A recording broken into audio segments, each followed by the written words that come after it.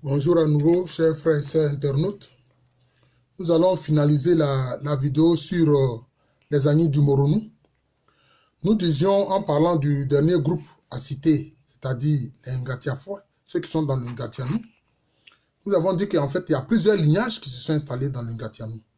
Nous avons parlé d'Aounian Bosonfo, qui descendent de Nana Dandjikwayi, qui en principe ont le droit même d'exercer la royauté sur tout l'Agni du Moronou, et même sur tous les peuples Agni, parce qu'ils détiennent le siège Agni le plus ancien, celui de Nana et Bibia, qu'ils appellent Nanim Bibia en contractant. Parce que celui-ci, Nana et Bibia, était le premier roi des Agni. Après lui vient Nana Amon Wandawanda et Ano Asema, qui a été le troisième, sous le règne de qui les Agni ont été vaincus par les Ashanti en 1721, d'où l'immigration. Alors donc j'ai parlé de cette famille-là. J'ai parlé de Lusufoué qui descend de Nana Ebri Moro, qui était le chef d'état-major de l'armée du roi Ano Asema. Et ceux-là, ils étaient ensemble avec les Afafiés, qui sont en fait d'origine Wassa.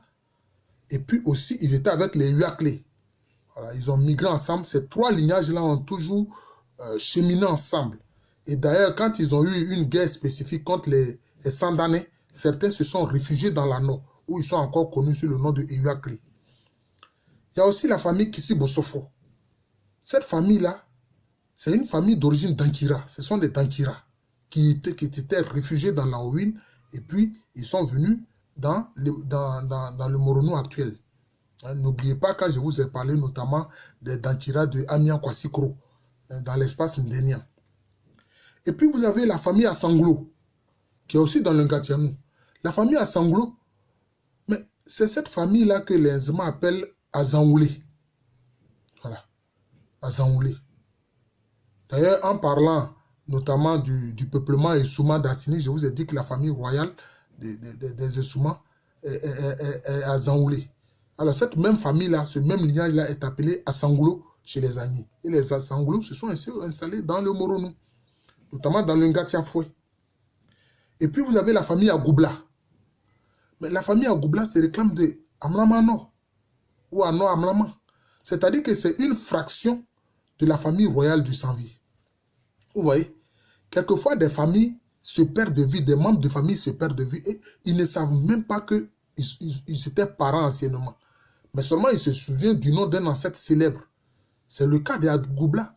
En fait, c'est une fraction de la famille royale des Agni Sanvi.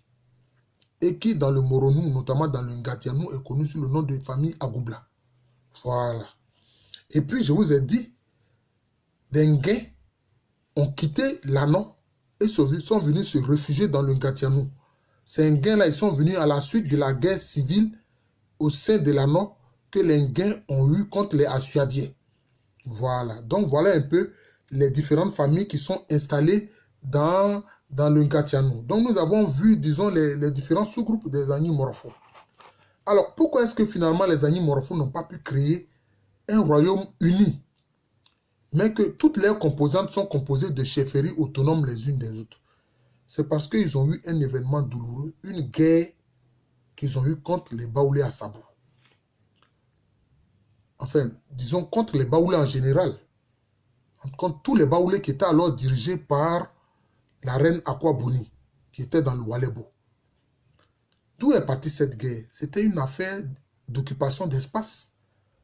C'est vrai, quand ils sont arrivés dans la zone de Tia-Salé, notamment non loin de la colline Wendje-Boka, ou Kondje-Boka, c'est-à-dire la colline des perdrix, ou des pentates, ils ont conclu une alliance pour vivre en bonne intelligence. Comme d'ailleurs, ils avaient conclu une première alliance dans les Brossa, quand les futurs Baoulés à Sabou se sont installés dans les Brossa comme réfugiés. Mais des Agni du Moronou ont commencé à traverser le Nzi pour s'installer dans la partie ouest du Nzi. Et ça, les Baoulés ont dit non. Le Nzi doit servir de frontière entre nous et vous. Il n'est pas question que vous traversez le fleuve pour vous installer dans la partie ouest du Nzi, dans la partie à l'ouest du Nzi. Et cela a provoqué une guerre. Cette guerre a eu lieu en 1734. Je la place en 1734. Parce que ceux qui ont me devancé ont indiqué des dates tardives. Je vous ai dit que la migration part de l'Hébrosa à partir de 1721. Donc on peut estimer que tout au plus 5 ans ou plus tard, ils sont déjà installés, ils ont créé leur village. Mais si on donne des dates choses tardives, alors que ce sont les leaders de l'immigration, les leaders de l'exode qui ont participé à cette guerre-là. Mais si on donne des dates tardives, c'est comme si vous voulez dire que des vieillards sont allés faire la guerre. Ce n'est pas possible, non. D'ailleurs, durant cette guerre, Nana Dandjikpanyi a été tué. Nana Timbo, qui était son propre fils et qui était l'un des chefs guerriers à la tête de ses armées, a été tué. Akatia, qui était le chef guerrier de Bois Badjo, la reine de Ali, a été tué. Donc ce sont les chefs de l'exode qui ont été tués. Alors comment est-ce qu'on peut donner une date tardive? Évidemment, ils n'ont pas eu comme moi, les sources hollandaises. Voilà, donc je peux comprendre un peu cela. Et donc les Agneaux Morofo ont été vaincus par les Baoulés. Ils ont été vaincus par les Baoulés. Et ils n'ont jamais pu donc créer un royaume uni comme au départ, on l'a vu, Tanguy Panyi avait son autorité qui s'étendait sur l'ensemble de tous ces 9 sous-groupes-là. C'est d'ailleurs ainsi que certains Alangois, puisque vraiment on sait que les Alangois, ils ont une réputation de grands guerriers, les Baoulés ont obligé certains Alangois, ils les ont exilés dans la zone de Bayakro. C'est comme ça que c'est ainsi qu'il y a des Alangois qui se sont retrouvés, des Alangas du Moronou qui se sont retrouvés dans la zone de Bayakro. Donc voici un peu les événements qui ont touché les Agneaux du Moronou. Donc ils sont composites.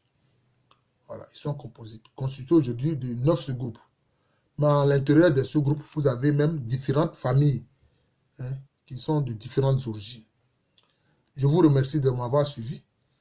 C'était, disons, la seconde partie de la vidéo sur les Agneaux du Moronou. Les vidéos vont se poursuivre. Je veux contribuer un peu à la connaissance du peuplement de la Côte d'Ivoire. Je vous souhaite encore une très bonne journée. C'était le professeur Alou Kwame René.